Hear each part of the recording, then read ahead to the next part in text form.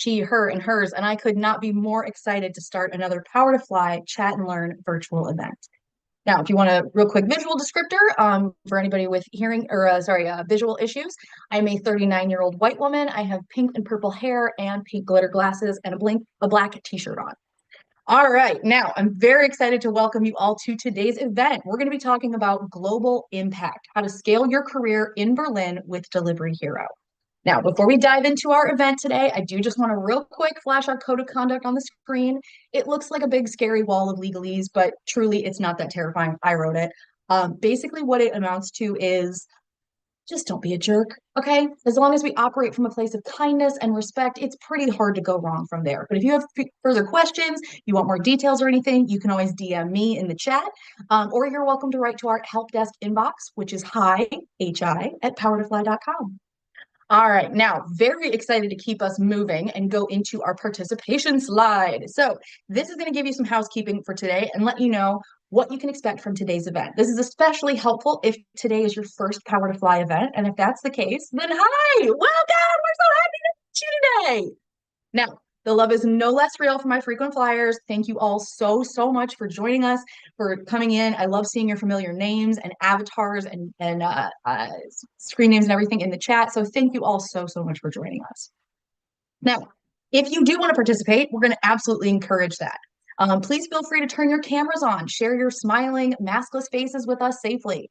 There is no need to look Instagram perfect, okay? Just because I got real fancy and actually washed my hair yesterday does not mean that you can't show up here in your messy buns, bathrobes, with your furry coworkers, child supervisors, whatever it is, we don't care. We don't stand on ceremony. We just want to meet you where you are. Now, if you don't want to interact in the with like using your camera, that's fine. No pressure. You can always write in the chat. Now, I very much encourage y'all to head into that chat and let us know where you're joining us from. I'm always really eager to see how far our global audience spreads, especially for an event like today. So please, please feel free. Let us know where you're joining us from. I'm coming to you from Toledo, Ohio. This is land that belonged to the Fox, Kickapoo, and Potawatomi tribes in my area. So if you know whose land you're on, you're more than welcome to share with us today.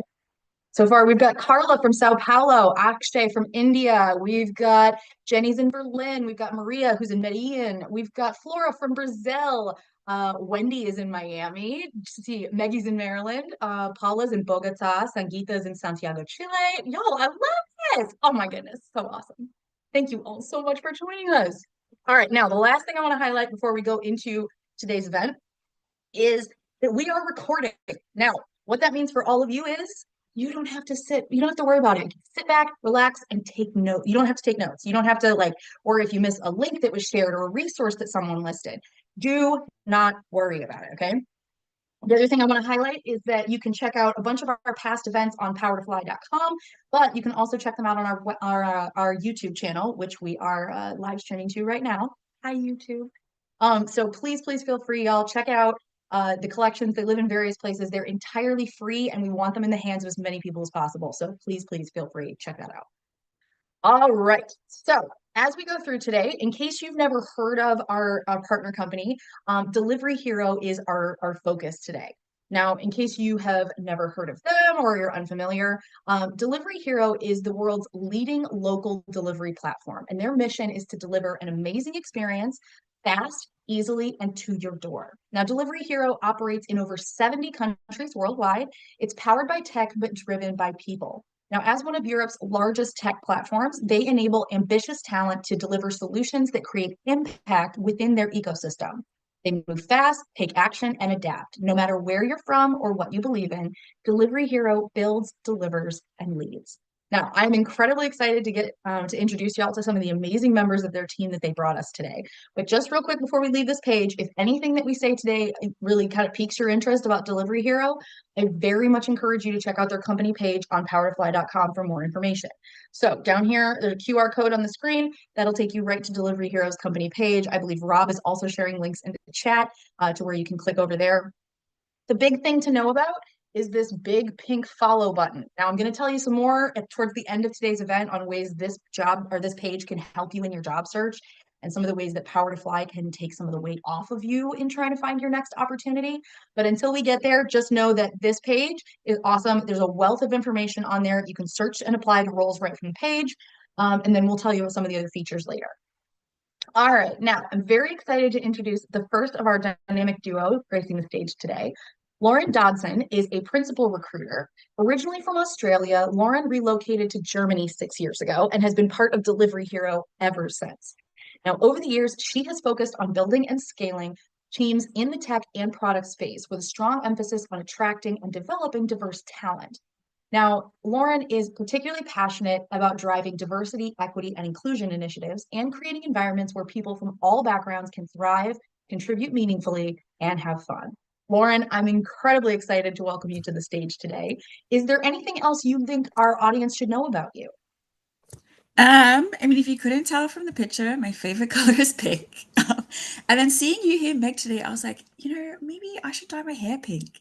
But maybe my You got other me fun thinking I fact, should do my eyebrows. Now I want to do my eyebrows. We're influencing each other. This is maybe my other fun fact I would add in is that in Delivery here we have lots of employee resource groups, and I was co-leading our queer employee resource group for a bit more than 2 years at Delivery Hero. So that's been something really fun to do. I love that. I'm serious. I can't look away. The pink eyebrows really suit you. It looks wonderful. It touches up your lips. It looks beautiful. All right. So joining Lauren on stage, we are also going to hear from Jenny Warnke. Jenny is the director of engineering. Now, Jenny is currently the director of engineering, and she's leading the financial services tribe. Now, they provide a central ecosystem that includes anti-fraud, wallet, cards, and buy now, pay later products that are integrated into almost 70 countries within Delivery Hero's regions. Now, in addition to that, Jenny is highly involved in DEI initiatives inside and outside of Delivery Hero. Jenny, welcome to the stage. I'm so happy to have you today. What should our audience members know about you?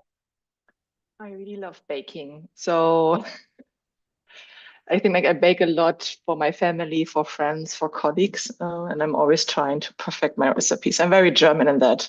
I like to try new recipes, but I really try to have my staple recipes and get better at that and try to win competition around the office.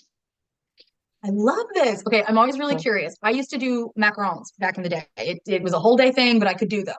What is one thing that you've taken a look at and gone, not bothering with that? I mean, something like puff pastry, I rather buy than do myself. I know how to do it. I did it once, but I'd rather stick to other things. Exactly. Yeah. I think it's I love for my day-to-day life. Oh yeah. Yeah. I think probably we're all better off for not having puff pastry. Hot watercress pastry comes to mind. That was like a really standby classic with Great British Bake for a while. And I just remember thinking, who eats this? No, but I don't, even my grandmother doesn't eat this anymore. All right. Okay. Now we're going to go to the meat and potatoes of today's actual event, y'all. Very excited to bring both of our speakers to the stage. But just remember as we go, if you have extra questions, if there's anything else that you want us to dive in deeper on, please feel free. You can always send in questions in the chat. I see Rob just put a question in there, or sorry, put a prompt in there for y'all. So you're welcome to send those in. If you have a question that you'd like me to raise, but you want to be kept anonymous, no worries. Oh, pardon me.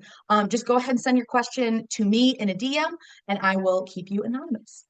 All right, so to get us started, one of the things that I think a lot of people probably want to know about is what career growth looks like at Delivery Hero. So let's talk about it. Once you get to this role and somebody's like, lucky enough to land a position, what can they look forward to from when they start to, as they progress, hopefully through the company?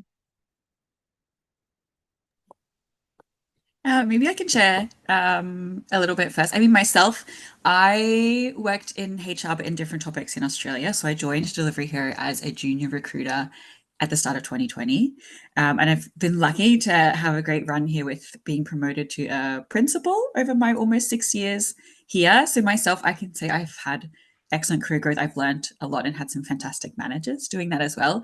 Also being a recruiter having hiring people into the company at many different levels and seeing them grow has been really cool. Also, whether it's hiring someone into ad tech as like a mid-level data scientist, for example, and then seeing them now as a manager, or one of my hiring managers, he joined back in 2017 as an individual contributor and now as a senior director, which is really cool. So there's lots of different growth opportunities. And I think particularly, say if you're looking at leadership as well, as we are a really big company with a lot of challenges, maybe if you're in Delivery Hero at a director level, then you're able to kind of jump into maybe like a smaller company, for example, at a VP level. So I think there's a lot of opportunities like that.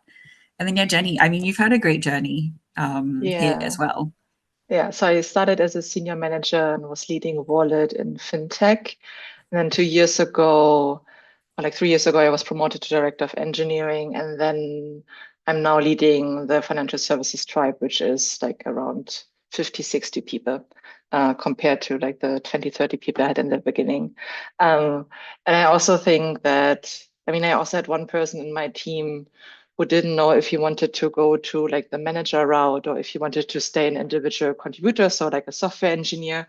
So what he actually did, he was an interim manager for 6 or 9 months. And then he decided he likes the job, but he really prefers being a software engineer. So he moved back to that position and is now a principal engineer. And I think that's showing the flexibility. I think you shouldn't be forced to be a manager just for the sake of salary. I think as a company, we need to provide the possibility for people to either go really deep and like stay on an individual role, or to actually become a manager, and then also to provide the possibility to switch back and forth as well. You shouldn't do it on a like month-to-month basis, but I think I have a few people who like switch back and forth. And I also think in terms of leadership, we expect that on every level. Like even if we have a junior software engineer joining, we expect leadership from them or ownership. It's just it will be on a different level depending on which role you have. But yeah, so I think like that's what I really like.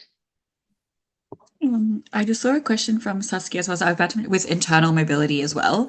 We really value giving people different opportunities. I mean, as a massive company, we have a lot of verticals here working on all different kinds of topics. So you might join in one team and then a year and a half later see, okay, actually there's really interesting topics in a different part of the business and that we have a lot of opportunities to move. Similarly, maybe you're a data scientist and you're interested in moving into engineering.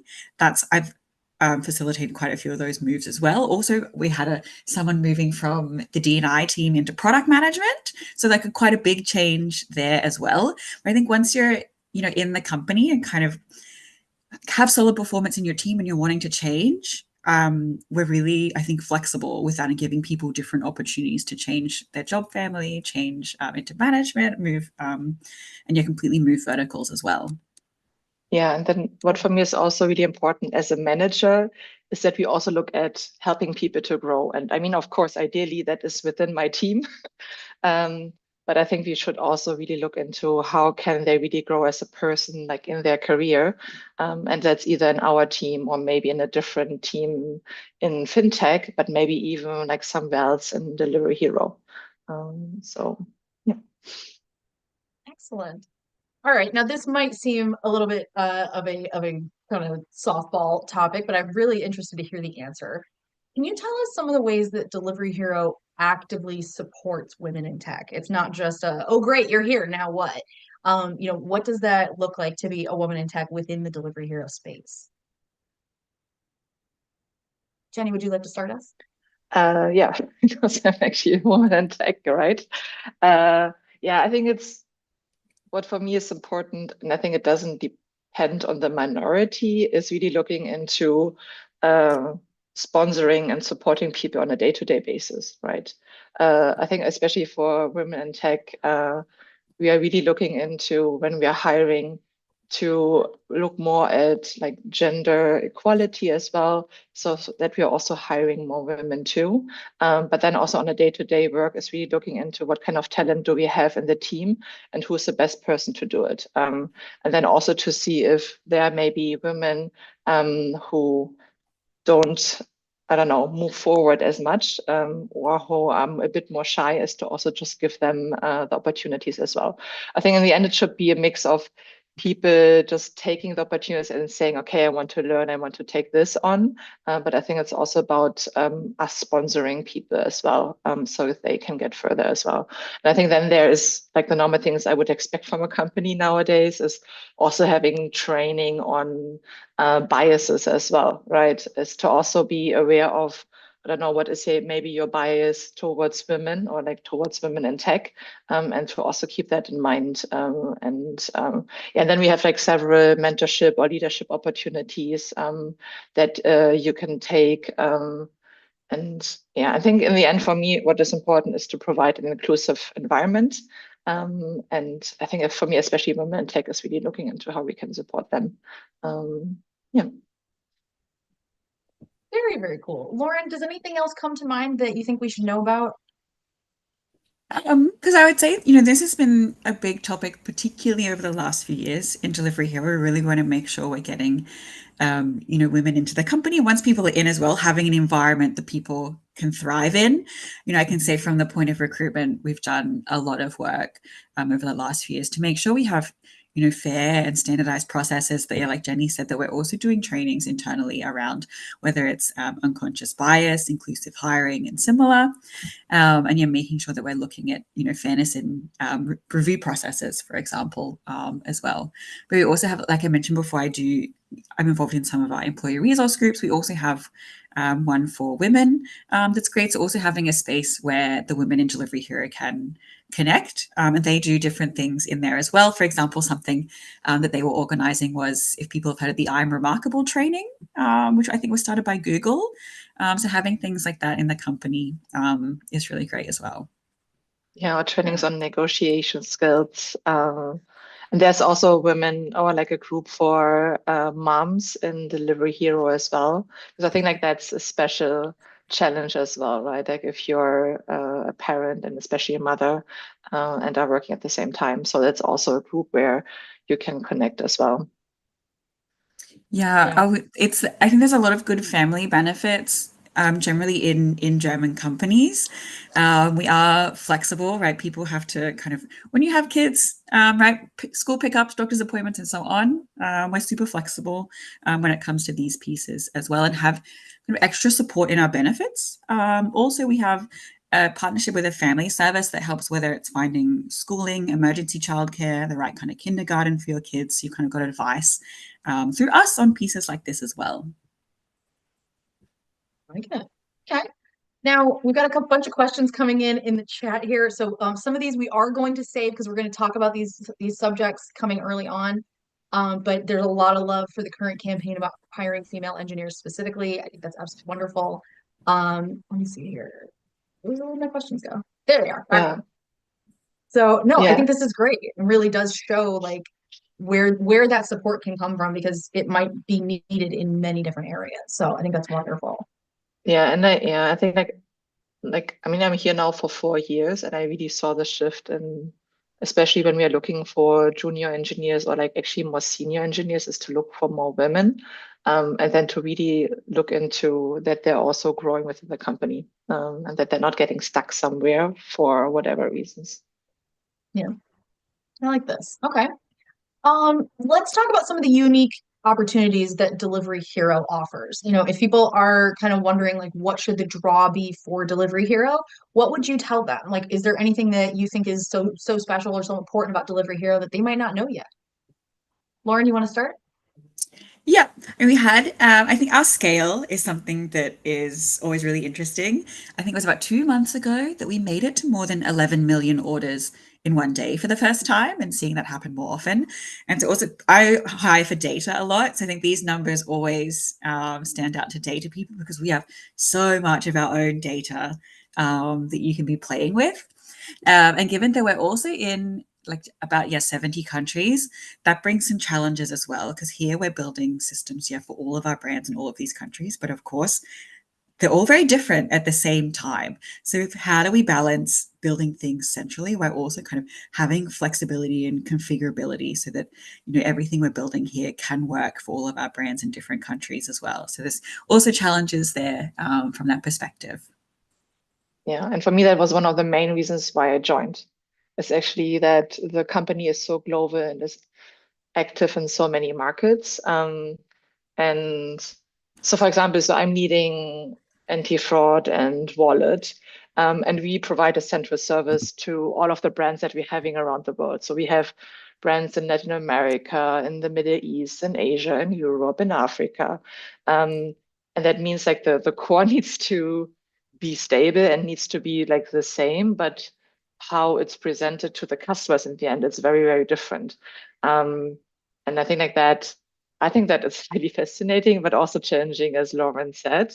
But that also means that on a day-to-day basis, we work with a lot of different people from very different backgrounds and very different nationalities. And actually, if you look into our own team, it's very mixed as well and very international too. I think in fintech, where I work, we are maybe 250 people, and I think like 3 or 4 of them are from Germany, and the rest is from all over the world. And I think there's a beauty in that. But that also means that we always speak English at work, at least like when we talk about projects and work. But then we also have like several groups where, I don't know, maybe they're speaking more Spanish or maybe a little bit more German if you find them. And I think like that is really interesting. So it's never boring for sure. But that also means, I mean, I mentioned that I like baking, but that also means that people bring food from their home countries, or like when they're traveling back and they're bringing some sweets. So you can also just experience the culture around the world as well. Yeah, because in our office here, there's about 3,500 of us and people from about 110 different nationalities. So that's something I also really love about here. And yeah, there's always, whenever people go on their holidays or go back home, they always bring sweets to the office. So that's always a really nice way that people are sharing their culture as well. I love that. That's my favorite thing to bring home for like nieces and nephews from trips is like, here, I found these weird candies. They're shaped like frogs. Try them. Tell me if they're gross, please. It's the best. I love this. Okay, so as people are thinking in terms of, you know, potential relocations and those kind of things, what would you tell them about Berlin? Separate from Delivery Hero, what is the real draw of Berlin, at least for you? Lauren, how about you? Jenny, we know you're a big fan, but we'll go to you in a minute. Because yeah, I've been living here now for 6 years, and I came here because I came to Berlin once on holiday for like 3 days, and something about the city spoke to me. I can't tell you exactly what, but that's what I knew. So then 5 years later in Australia, I quit my job, and then I just turned up to Berlin. I didn't do a lot of research, so I was like, will it be everything that I'm looking for? I don't really know, but I'm still here 6 years later, and I really do love the city. This is what I call home. Now when I reference home, yeah, just like inside of Delivery here, it's super multicultural in Berlin. That's fantastic. Actually, and in Europe, Berlin has the largest amount of green space out of any capital city in the city. So there's so many parks. There's also an incredible amount of lakes. So kind of whilst you're in a big city, you have so much access to nature, which is great. And then I'd also comment on like the cultural scene, the art scene. It's such a creative city. That's something that I really, really enjoy. And then being so close to other European countries, being from Australia, it's so hard to get places. But like here, I can catch a train to Poland in like 2 hours. I could go over to Prague in like 3 or 4 hours on the train, the Netherlands in 6. And to me, that's excellent. And if you take the plane, you are even, you can explore more in Europe as well. Yeah, I think for me, it's very similar. I like that depending on the area where you are in Berlin, it's very different. Like there are the more quiet spaces or places more on like the outskirts of Berlin, where like if you have families or if you have dogs or like animals, you can like enjoy that a lot, which is actually my part. But then there are also like some areas where it's really busy. It's easy to connect with other people. You have a lot of restaurants and clubs. And I have one friend who moved to Berlin from Tahiti, and one of the things that are important for her is like the techno scene in Berlin. So I think like it just depends on what you want and what you're looking for, and I think you can find it here. And for me, it's also like I like the art scene, the culture scene. Like if you love museums, or Berlin is very rich of history. Not all of that great, but it's part of our heritage. And I'm from Germany, so like for me, it's like part of our heritage. And I'm glad that we are sharing this as well, and I'm glad that we can also share that with others as well. Yeah, so I think No, I love it's that. something And for I everyone. appreciate the perspective because, Yeah. America's full of a lot of really unflattering history as well. And so I think it's important to remember these things, both the good and the bad, Yeah. There's because we have to know what people are one, capable of. oh, sorry. One point Oh, I would go add ahead. in as well that I remembered, because I actually haven't driven a car since I left Australia. Really? I wanted to throw that in as well. Yeah. So here, something the public transport is super well connected, and it's also like I walk a lot and ride my bike, so it's a really bikeable city. So yeah, I Oh, have not driven a car in Berlin. So this is also something that I really enjoy about getting around the city as well. Yeah, I have a I lot of love that. colleagues who take the bike to work, and then we also have like a gym and a shower. They just like drive for like an hour to come to work and then take a shower and then start their working day. So And it's very flat. So you will be it's riding very up true. almost zero hills. It is an incredibly flat city. So That's very important. Okay. When you're talking about a bikeable city, if there are hills, that's not a bikeable city. Okay. That is a bike and walkable city. So I very much appreciate this. And as somebody who was an art history major but has never been to Germany, y'all go to some museums, please. They're amazing. They're absolutely unbelievable. Okay. All right. I've been grabbing a bunch of the questions that I see in the chat comments. So if you are sending those in, we are looking at them. We are taking them. Let's see. All right. What are some of the kind of like standout benefits? If you are, let's say you're not a family, you're coming over as either, single or kid free. What are some of the benefits that people should know about?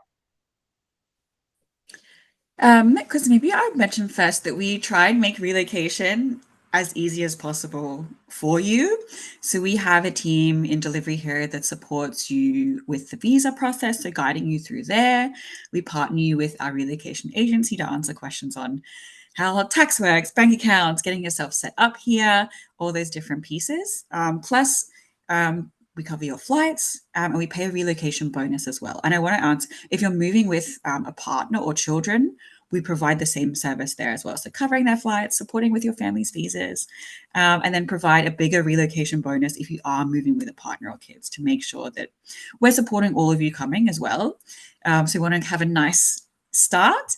Then within delivery here, I think we have some nice, one of my favorite benefits, probably two of them that I enjoy, or maybe a few more than that now that I mention it out loud.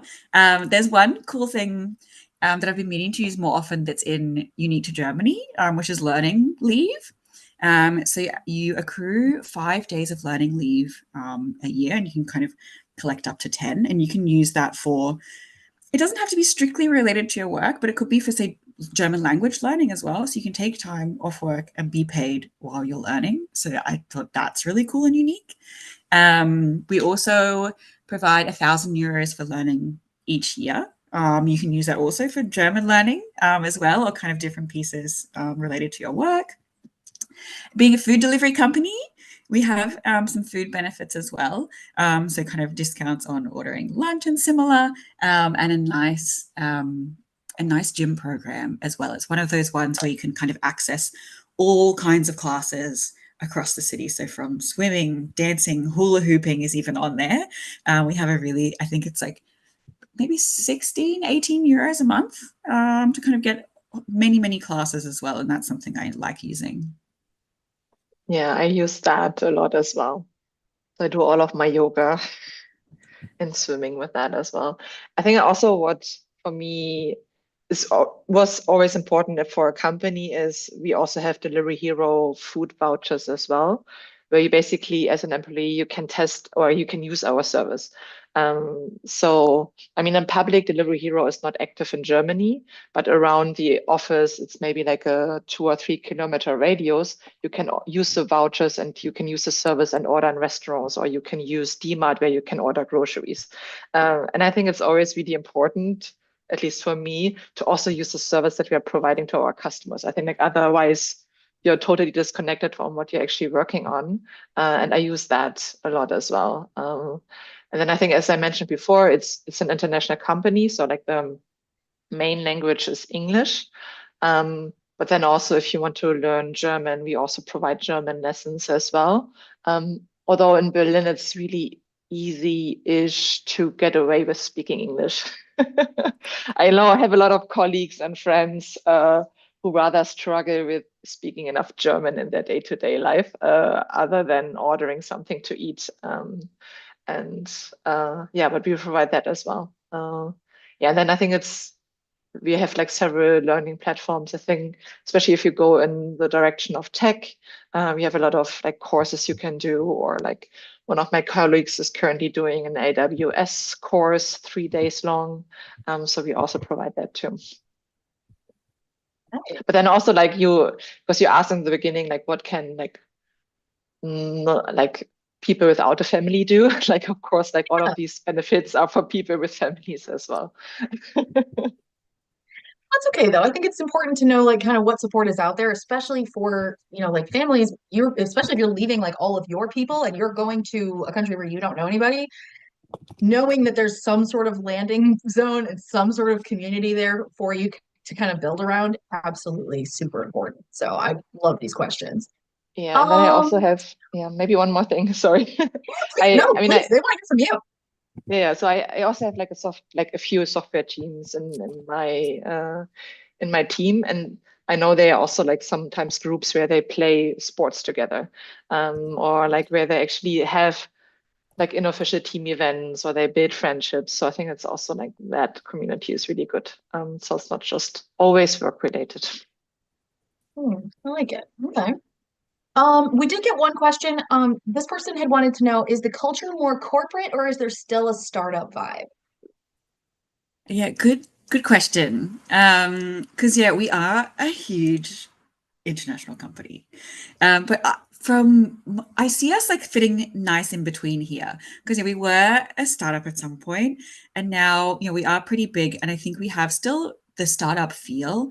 Like we try things, we experiment, we do have a lot of flexibility, and I would still call us pretty non-hierarchical, for example. But whilst we have kind of, I guess, the money, the processes, the systems that a bigger company might have. So I find there's a nice balance of between kind of, what is great about a startup and then what is great about kind of a bigger, more established company.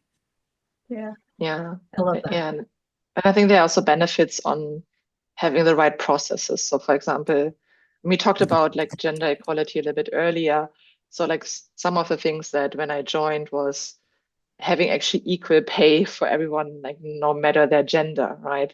So like there are actively like processes that look into like, are there any gaps due to gender, or maybe somebody moved from a different country, or like somebody is with a company for a long, long time, and there may be gaps that we need to fill. And I think like this sometimes you don't have in a startup. I think it also depends. And when I joined fintech 4 years ago, like that still felt very like a startup.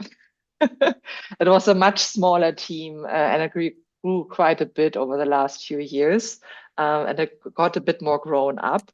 But I think it depends a little bit on the team in the end as well. And I think there are benefits on both, and I think it's similar to how Lauren said. I think it's a mix in between. But I think it also comes with benefits as well. Okay. Let's see. We did have a couple questions in here, and a lot of them have been answered in the chat. So good on the Delivery Hero team for picking up a bunch of those in the background.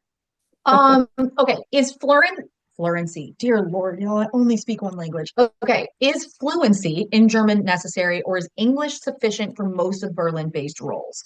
You had said earlier that a lot of people speak English in the office because it's a shared language. But let's talk about fluency and what is required. Yeah, because you're being in so many different countries, our language that we're working here is English. So that is the requirement. There are, we also have kind of an office that focuses on some more kind of European topics. Some of those roles do require German, but it is a very small percentage. So otherwise, English is what we're looking for. We're speaking English in this office. Um, whilst speaking German in Berlin is handy. I think I'm one of those people that Jenny mentioned who's been here for a little bit and mostly only speaks basic German to order food and things like this. So I'm a bit behind here, but you can really, besides in the office as well, you can do kind of maybe 98% of the things you need to do in Berlin in English. And then you've got otherwise some nice German friends to help you with the pieces where you get stuck. But yeah, English, you'll be doing your interviews in English, working in English in the office. So yeah, no worries about kind of, starting on German or anything before you come. Yeah, and I did a lot of phone calls too. I don't know, because the window was broken for a colleague and they wanted to make an appointment, or I called like several, I don't know, government facilities already. So I think that's sometimes part of my job as well. Yeah. Okay. Let's see here. All right, let's Someone talk about mentioned oh, go for it. Oh, just quickly on the languages, I saw a question pop up. If you speak other languages than English, because often this can be really handy as well, right? We are in so many countries through Latin America, for example. So if you speak Spanish and you have colleagues and we have stakeholders down there, that's amazingly handy. We're working a lot more also now with our brand in South Korea, for example. So if somebody speaks Korean, for a lot of teams, that is also an advantage. We started hiring this year some roles with Korean. So yeah, oh yeah, Arabic also. Yeah, we have a bunch of brands throughout the Middle East. So really kind of, yeah, someone's got Spanish and Arabic. That's great. So yeah, with those extra languages as well, definitely can be handy for a lot of teams also. Yeah, it does not hurt. Okay, good one. All right, let's talk relocation, visa, blah, blah, blah. So if you're going through the process of obtaining a work visa in Germany, what does that usually look like? Like timeline, that like high level, obviously. What should people expect from that process? Yeah. So from when kind of you sign a contract with Delivery Hero to then your start date is typically about 3 to 3.5 months. There are some countries where this can take a little bit longer. Of course, visa processes don't always go to plan, but typically it is that 3 to 3.5 months. So that gives us the right amount of time, yeah, to go through that process with you. Also, you've got time to kind of organize everything on your side. Because yeah, we have a global mobility team. We're moving people from all different countries around the world. So they have a lot of experience and knowledge to help you. There is paperwork to organize. One piece of it might be checking the German equivalency of your degree. There's kind of a specific website that does that and the team support with that also. So kind of they ensure you're getting the right paperwork done. You do make the appointment yourself with the immigration place where you are, but the team is there to support you through this as well. We also have kind of a really big platform online where you log in and there's all sorts of information about housing, tax, how schooling works, and all these different pieces. So whether it's you're moving by yourself, with a partner, with kids, we're kind of there to provide help, kind of to ensure it's tailored for what you need as well. Someone asked about a degree as well, where I think in tech, a lot of companies are a lot more flexible these days. We do not require a degree for all of our positions. Sometimes, whether it's if you're doing a boot camp or whatever it might be, sometimes in the visa process, the German government is looking for evidence maybe of a specialization, for example. However, degrees aren't always required there as well. Also, yeah, at director level, we are offering relocation packages as well. Whatever level you're joining us at, we are providing support for you. So if you're a junior employee to up to directors, VPs, we're supporting you to come here and get your visa as well. Love that. A couple other questions that kind of came in, just random one-offs. A lot of people had asked about specific like a resume format.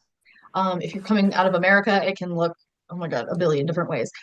Is there one sort of standard that y'all would prefer that people apply, especially if they are not familiar with European standards? Good question. Because maybe one to here, resumes, you want them to be like 1 to 2 pages. That's sometimes people find it a bit hard to fit everything in, but you really want it to be 1 to 2 pages, and highlighting the kind of the most important pieces of your career.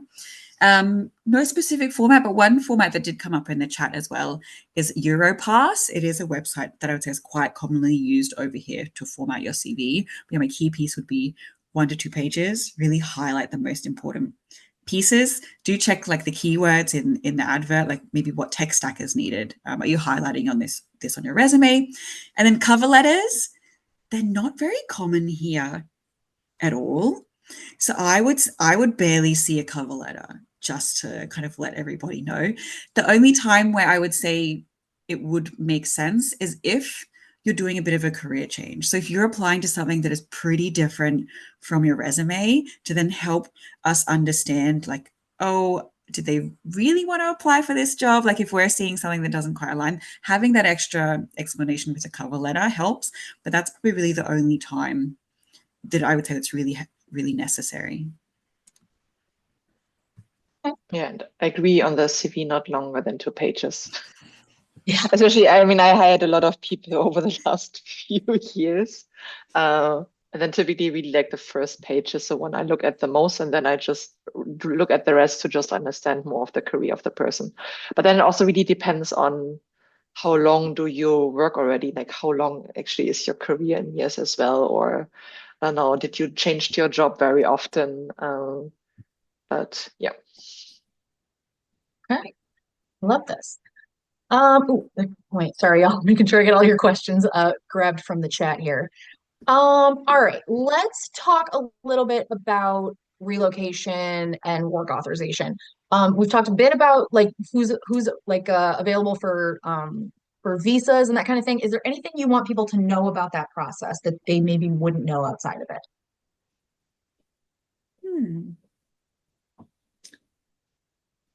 Good question. I mean, I think it's pretty straightforward. Like with Germany does have a skill shortage. We do need to be bringing people into the country, particularly with highly skilled roles, whether it's in tech. I mean, right now, AI is a massive hot topic. We need a lot of talent in this area as well.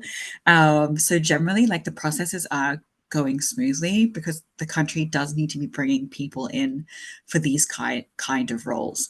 So I have had really like sometimes besides delay, of course, sometimes delays, but otherwise with me being in here, bringing people into the country for about 6 years in Delivery Hero, things have gone pretty well. Because the country needs the talent. So really, particularly tech product roles like we're hiring, it's generally quite a smooth process. Yeah, I'm also trying to think if we ever had somebody where the visa was denied. I think it is very rare. And as you said, I think it's more delays other than actually that the visa is denied. Okay. Because also, then also it's also in our interest that the person that we hired and the person that we really want to have is that the offer is going through, that the visa process is going through, so that they can actually start as well. So I think it's also in our own best interest. Let's see here. Oh, we do have one question. This person said in the US, they advise older workers to cut off anything over 15 years old in your resume to avoid age discrimination. Is that similar in Germany?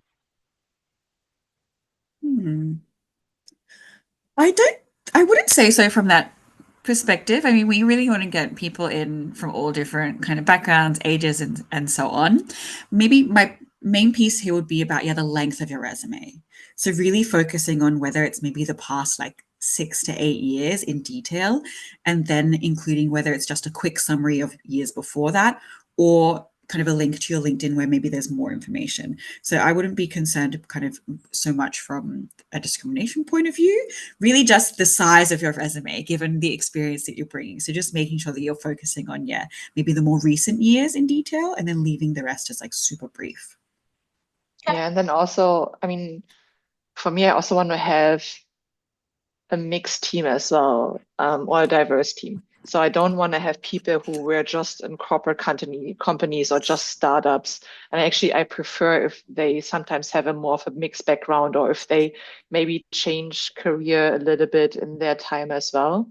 And then I think, especially if we are looking for more senior roles, I also expect them to have a longer resume in terms of years, not in terms of pages. And I want to understand sometimes also like how did they grow in their career, to also see if that is maybe a good fit for us too. Okay. We do have another question from the chat. This person wants to know, is AI used in the hiring process? Like, is it used to screen applicants, or is every application reviewed by a human? Great question. I feel like I'm on Reddit answering this question on like career advice pages as well. Because I think from what I kind of see out there, I think the perception is that AI is being used a lot more in recruitment than it is. I think there's a lot of use cases, but I still think it hasn't moved as quickly. We do have some AI features in our ATS that kind of suggest maybe the person who's applied that might be the best skills match by reading your resume and then looking at the job description.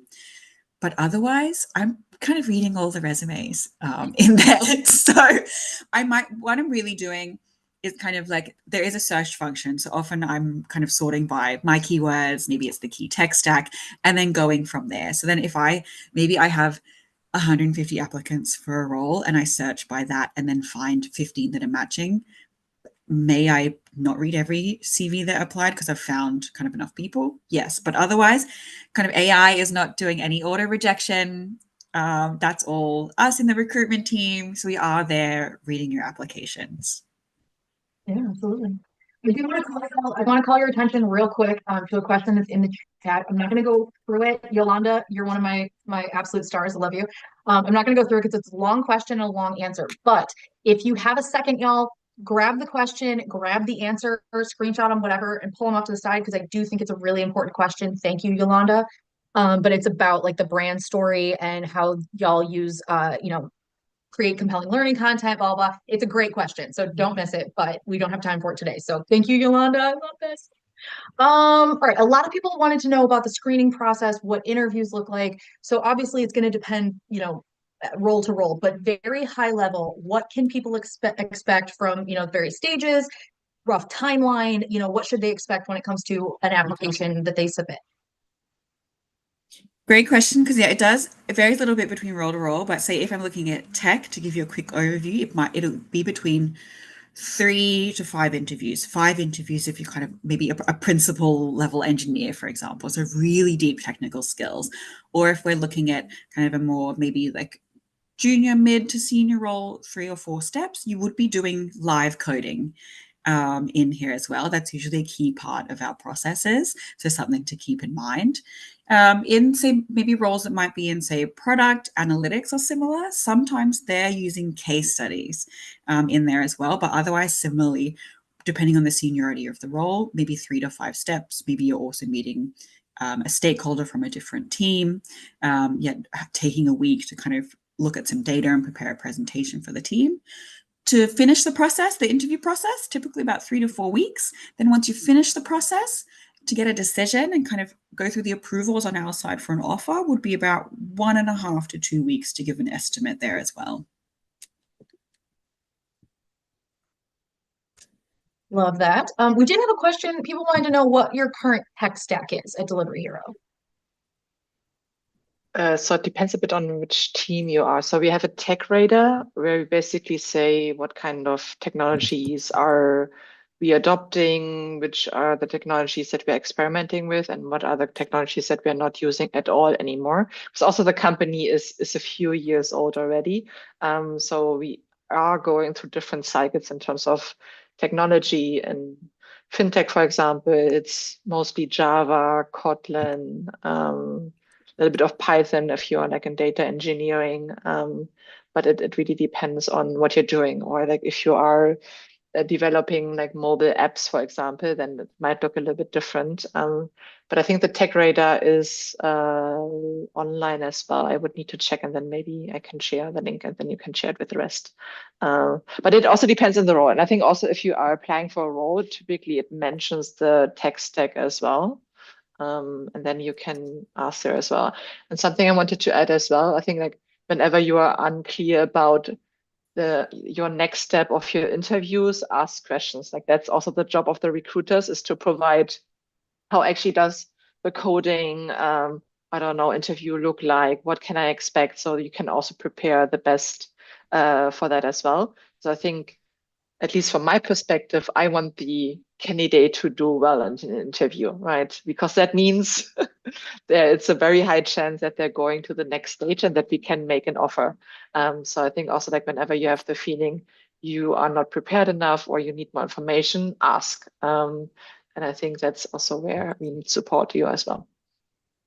Yeah, Excellent. I love would that. reiterate that as well, that don't forget the recruiter is there to help you. We want you to succeed. So I would advise in any recruiting processes, if you have questions or you're not sure what's coming in the next step, always ask, and we're like super happy to help you as well. I like it. Okay. We do have a bunch of questions, and Louise from Delivery Hero, you're doing the Lord's work in there, answering questions. I appreciate it.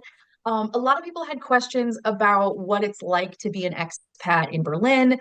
Do you have any tips for settling in quickly or making friends, building community?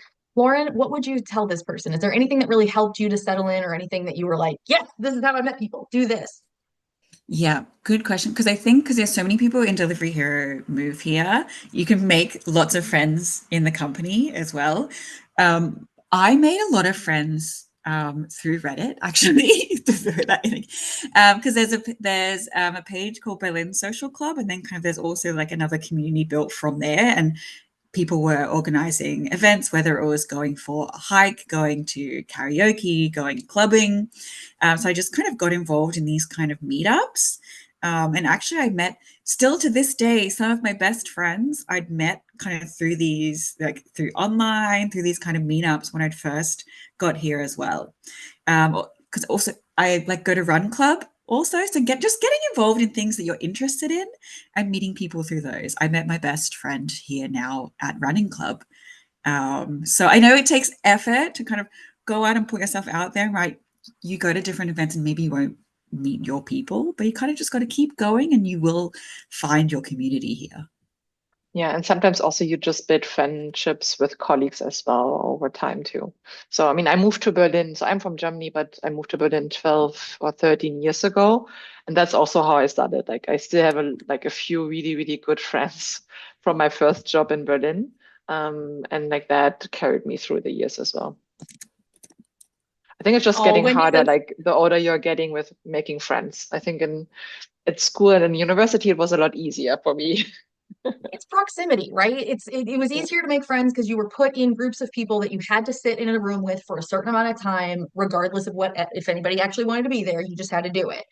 So yeah, I completely agree, Lauren. Every time I've moved, I've used meetup.com, I've used Reddit, I've used like various like social media platforms who meet people. Like granted, I've lived in Ohio my entire life, but my best friend is from California, and I only met her because we both used social media following a protest. And she was like, "Hey, you went to this protest too? Do you live near me?" And I was like, "Yes, I do."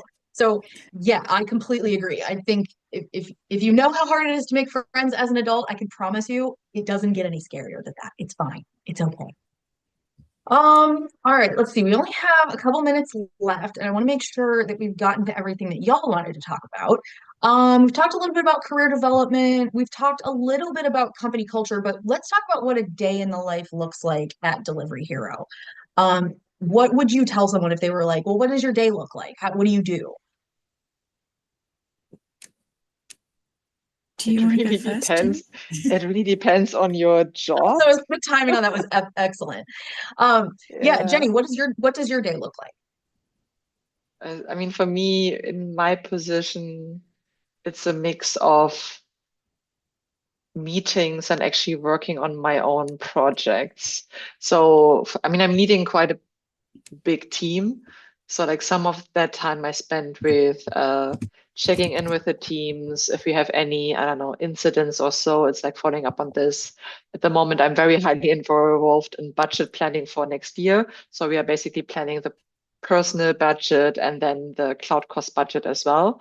So I spend a lot of time in like following up there, like diving in all of to like the areas. And then also I'm a manager too. So like 2 times a year, we also have performance reviews.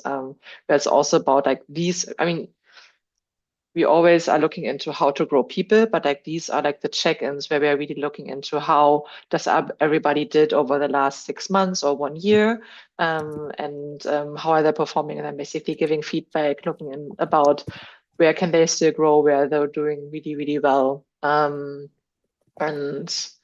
yeah, and then I'm also like involved in like DIY, like DEI topics as well. So like I'm here right now, so that is part of my day, is also preparing that as well. Or I will speak at a conference later in November, so I'm still working on the slides for that as well. So I think it depends. The only thing I can say, like since I joined over 4 years ago, like there was never a boring week. There's always something that uh, oh, somebody's sharing their screen. Yeah, Me. and so there's always something where I'm involved. Yeah, but then also like for me, like I deal with a lot of people. I really like to be in the office to connect with people as well, and yeah, to work there. But then it really depends. For a software engineer, it looks more different. They're also more spending time on coding, testing, bringing their new features live, looking into, I don't know, cost optimization. So I think it really depends. Lauren, I how like it. does your day look like? Yeah. Being in recruitment, my life is full of meetings. So I'm always the first kind of call touch point with candidates. So I spend a lot of time talking to people. Then in between that, making sure my candidates are moving through the process, that they're happy, doing feedback calls. And yeah, we have 2 days per week in the office. I mean, I love going to the office. I love seeing people. So we have our team day kind of every Thursday. So it's nice to connect with each other.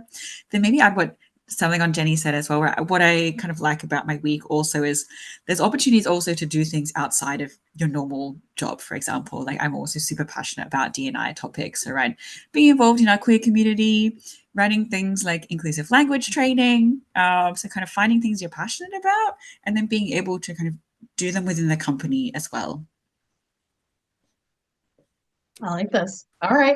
Now we have 3 minutes left. Real quick, y'all, everybody that's sitting in front of the camera, can I get you to make a Goonie face or smile or something? Because we're going to do a screenshot of everybody. So thank you for humoring me, y'all. I very much appreciate it. All right, ready? 1, 2, 3, go. There we go. Love it. Thank you so much, y'all. Appreciate it. Okay. All right. Now, last 3 minutes. I want to touch on each of you. What is something, if people only remember one thing from today's meeting about Delivery Hero, what is the one thing you want them to take with them? Now, while you're thinking about that, I'm going to tell them about the company page so you can have a second to collect yourselves. But what I want to highlight, y'all, is on this page here, this big pink button that says follow. Okay. If you are logged into the website, one of those will be on the top of every company page. If you don't see it, it's because you're not logged in. Once you see this, I recommend you smash that follow button. Now, what it's going to do for you is it's going to allow Power to Fly to tell Delivery Hero that you are interested in working with them before you even fill out a job application. So if you are actively looking, but don't see something right now that's just like perfect for you to apply for, that is your best option. Hit that follow button. That way you obviously Power to Fly will tell them that you're interested, but we will also keep you updated when Delivery Hero posts new roles or if they have new events that they're going to host like this, because that when you can get FaceTime with the company members. So we'll tell you when that's happening. Now, the other thing that follow button is going to do, it's going to put you on the company's follow network. Now, that is a whole short list of people that are extra interested in the company that Power to Fly internals as well as that company's admin can all see. So the next time a role goes to be posted, that is usually the first place the talent people go and look to see if there's anybody that's super interested in that company. Oh, pardon me. Oh, dear Lord. Super interested in that company. So I very much recommend that you take a look at this. The other thing I want to tell y'all is as we go through, obviously you can apply to roles right from this site. If you are encouraged to apply offsite, just make sure that you are dotting all your I's, crossing all your T's, doing all the things that you're told to do. The other thing that you can use this page for is research. So if you think you might be going into an interview with Delivery Hero, you can come here. There's going to be custom content created, blog posts, all kinds of stuff in here that you can use to get a little bit more background on the company, or even just figure out other things that you want to ask about. Now, the last thing, as I go back to my wonderful co-host today, what do you want that last thing that people take with them about Delivery Hero to be? Jenny, I'm going to you first, and then Lauren, you'll round us out here. Just apply. Ooh, I like it. Short, sweet, to the point. Okay. Lauren, how about you? I'm just going to add that we have fun too. So it's a great place to be. I love it. All right. Well, Lauren, thank you. Jenny, Dankeschön. I'm very excited to have gotten to speak with both of you this morning. Thank you so, so much for sharing your time and your expertise with us. And thank you to the massive amounts of people, both at Delivery Hero and Power to Fly, who are behind the scenes that allow us to get up here and look so good. So thank you, thank you, thank you to all of the Power to Fly and Delivery Hero people. This was wonderful. My last thank you, as always, goes out to my audience members.